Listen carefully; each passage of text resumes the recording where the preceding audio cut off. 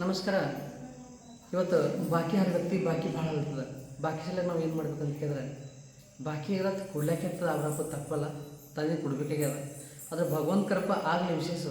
ಭಗವಂತ ಕೃಪ ನಮ್ಮಲ್ಲಿ ಐತಂದ್ರೆ ನಮ್ಮ ಜೀವನದಾಗ ಏನು ಅವಾಗ ಕೊಡ್ಲಾಕಂತ ಜೀವನದಾಗ ಇಲ್ಲ, ನಮ್ಗೆ ಏನು ಮಾಡ್ತೀವಿ, ಏನು ತಿಂತೀವಿ, ಏನು ಮಾಡ್ತೀವಿ, ಏನಾಗಲ್ಲ. ಬಟ್ ಅದಕ್ಕೆ ನಾವು ಕುಚ್ ಪಾನಿ के लिए कुछ खोना पड़ता है, चलो समय ಕೊಡಬೇಕಾಗ್ಯದ.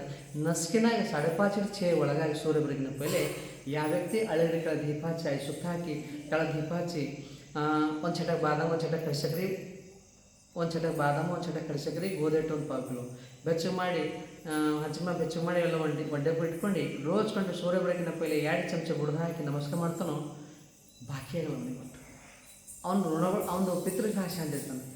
ನಮ್ಮ ಪಿತೃ ಶಾಂತಿ ಇದ್ದಾನೆ, ಅಟ್ಕೊಂಡು ನಮ್ಗೆ ಬಾಕಿ ಆಗಲ್ಲ. ಇದು ಭಾಳ ಜೋರಿ ಮಾತದ.